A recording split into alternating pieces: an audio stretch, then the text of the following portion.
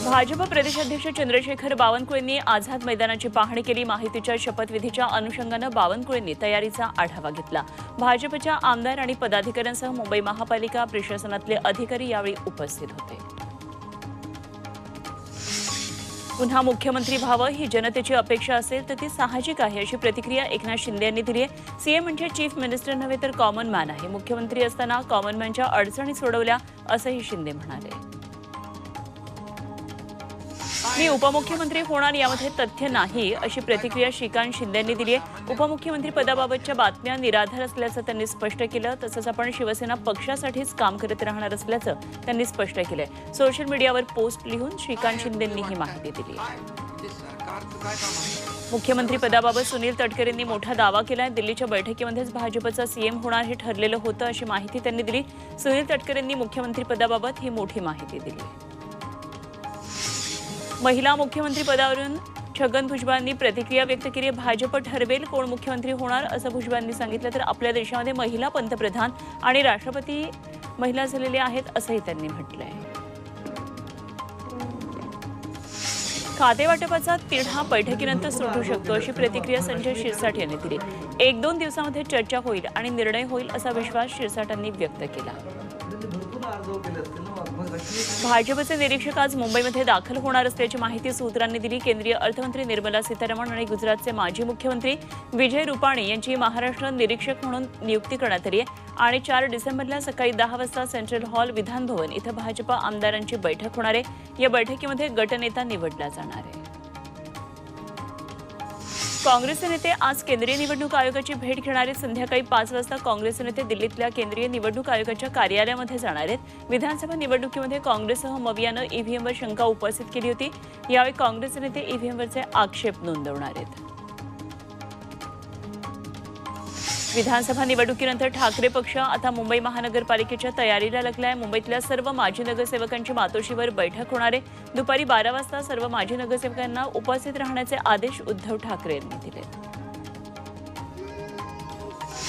राज्याचे काळजीवाहू मुख्यमंत्री आजपासून सर्व नियोजित बैठकांना उपस्थित राहतील। राहुल शेवाळे यांनी याबाबत माहिती दिली आहे। गावावरून परतल्यानंतर डॉक्टरांनी त्यांना विश्रांती घेण्याचा सल्ला दिला होता, त्यामुळे 1 दिवसाची विश्रांती घेऊन ते आजपासून सर्व नियोजित बैठकांना उपस्थित राहतील, अशी माहिती त्यांनी दिली आहे। अमरावतीमध्ये सत्ता स्थापनेआधीच रवी राणांच्या समर्थकांकडून जोरदार बॅनरबाजी करण्यात आली। आमचे पालक, आमचे मंत्री अशा आशयाचे बॅनर लावण्यात आले आणि या बॅनरची चांगलीच चर्चा होतीये। लाडक्या बहीण योजनेचा लाभ या निवडणुकीमध्ये भाजपला झाला असल्याचं वक्तव्य रोहित पवार यांनी केलं। तसंच भाजपचे उमेदवार होते तिथं 10% ईव्हीएममध्ये फेरफार झाली असून अजित पवार आणि शिंदेचे उमेदवार होते तिथे 8% फेरफार झाल्याचंही यावेळी रोहित पवार म्हणाले। मार्कडवाडीमधल्या मतदान चाचणी घेणाऱ्या आमदार उत्तम जानकर यांच्या समर्थकांना पोलिसांनी नोटिसा दिलेल्या आहेत। तसंच कायदा सुव्यवस्थेचा प्रश्न तयार झाल्यास गुन्हे दाखल करण्यात येणार असल्याचाही इशारा दिलाय। मात्र तरीही आमदार जानकरांचे समर्थक मतदान घेण्यावर ठाम आहेत। मार्कडवाडी गावानं बॅलेट पेपरवर चाचणी मतदानाचा घेतलेला निर्णय हा लोकशाहीसाठी अत्यंत आशादायी असल्याचं आमदार रोहित पवार यांनी एक्सवर ट्विट करत म्हटलंय। तसंच सरकार कितीही दडपशाही करत असले तरी लोकशाही वाचवण्याच्या या लढाईमध्ये मार्कडवाडी गावासोबत आणि आमदार उत्तमराव जानकर यांच्यासोबत असल्याचं एक्सवरून रोहित पवार यांनी म्हटलंय। ईव्हीएम बाबत आम्हाला शंका असून यासाठी काँग्रेस पुढाकार घेते आणि आम्ही त्यांच्या बरोबर असल्याचं रोहित पवार यांनी म्हटलंय। निवडणुकीमध्ये ईव्हीएममध्ये फेरफार झाला, त्यामुळे याचा आम्ही पाठपुरावा करणार असल्याचंही पवार म्हणाले। वंचित बहुजन आघाडीनं राज्यभरात ईव्हीएम विरोधी जनआंदोलनाची हाक दिली आहे। स्वाक्षरी मोहिमेपासून सुरुवात करून टप्प्याटप्प्यानं हे आंदोलन तीव्र करण्यात येणार असल्याचं प्रकाश आंबेडकर यांनी म्हटलंय। आजपासून 16 डिसेंबरपर्यंत राज्यात वंचितकडून ईव्हीएम विरोधी स्वाक्षरी मोहीम राबवली जाणार आहे। देशात लोकशाही आहे की फक्त सांगाडा उरलाय, असा सवाल माजी मुख्यमंत्री पृथ्वीराज चव्हाणांनी केलाय। भारताची रशियाच्या दिशेने वाटचाल सुरू आहे असा आरोप चव्हाणांनी केला। तसंच ईव्हीएममध्ये गडबड असल्यास लोकशाही संपली असं विधानही त्यांनी केलंय। सत्तेसाठी देवेंद्र फडणवीस यांना फोन करता आला, पण मित्रता टिकवण्यासाठी एक फोन करता आला नाही, अशी खंत बच्चू कडू यांनी व्यक्त केली. देवेंद्र फडणवीस म्हणायचे की माझ्या एका फोनवर बच्चू भाऊ आले, तो फोन सत्तेचा होता. मात्र त्यानंतर कधी फडणवीसांचा फोन आला नसल्याचं कडू म्हणाले. ते बुलढाण्यामध्ये बोलत होते. दिव्यांगांचे प्रश्न आता कसे सोडवले जातील हे पाहावं लागणार असल्याची प्रतिक्रिया बच्चू कडूंनी दिली आहे. सरकारला निवेदन देऊ, मात्र मागण्या मान्य न झाल्यास मोठं आंदोलन करणार असल्याचा इशारा कडू यांनी दिलाय. एका गृहमंत्री पदामुळे महाराष्ट्राचं सरकार अधांतरी लटकून पडलं, अशी टीका संजय राऊत यांनी महायुतीवर केली.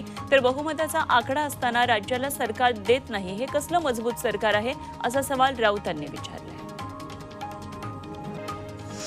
अकोल्यामध्ये विविध संघटना आणि राजकीय पक्षांचे पदाधिकारी कार्यकर्ते आक्रमक झाले. बांगलादेशमध्ये हिंदू पुजारी आणि बांगलादेशातले इस्कॉनचे चिन्मय प्रभू यांना अटक करण्यात आली. याविरोधात हिंदू संघटनांकडून रॅली काढून निषेध व्यक्त करण्यात आला.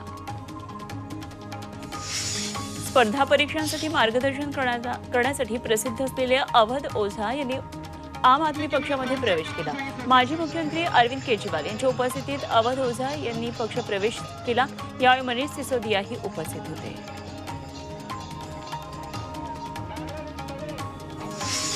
प्रदूषण वाढल्यानं मुंबईतल्या हवेची गुणवत्ता ढासळली आहे आणि यंदा पहिल्यांदाच इतक्या मोठ्या प्रमाणावर हवेची गुणवत्ता वाईट श्रेणीमध्ये नोंदवली गेली आहे. थंडी, बांधकामं, रेडमिक्स प्रकल्प यामुळे हवा प्रदूषित होत असल्याचं समोर आलंय.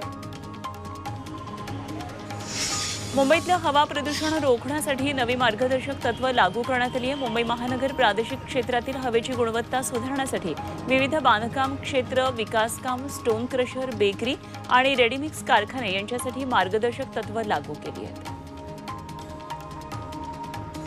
हिवाळ्याची चाहूल लागताच सुकामेव्याच्या मागणीमध्ये आता वाढ झाली आहे. पौष्टिक लाडू तयार करण्यासाठी मेथी आणि सुक्यामेव्याला पसंती मिळते.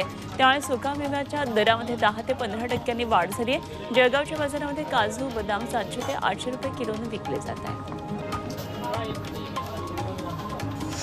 डिसेंबरमध्ये देशभरात थंडीची लाट काहीशी कमी झाल्याचं दिसतंय. कमाल किमान तापमान सरासरीपेक्षा जास्त राहण्याचा हवामान खात्याचा अंदाज आहे. त्यामुळे थंडीचा जोर गेल्या वर्षीच्या तुलनेमध्ये कमी असणार आहे. गेल्या 10-12 दिवसांपासून वाढत चाललेली थंडी आता गेल्या 2 दिवसांपासून अचानक कमी झाली आहे. अहिल्यानगर जिल्ह्यातलं तापमान सुद्धा 2 दिवसांपासून वाढलंय. त्यामुळे थंडी काहीशी कमी झालेली पाहायला मिळते. लांब पल्ल्याच्या गाड्यांना दाट धुक्यामुळे फटका बसलाय. दिल्ली, पंजाब, हरियाणा आणि उत्तर प्रदेशमध्ये दाट धुक्यामुळे मेल एक्सप्रेस गाड्यांचं वेळापत्रक कोलमडलंय आणि त्याचा परिणाम लोकल ट्रेनवर झालाय. लोकल 10 ते 15 मिनिटं उशिरानं धावतात.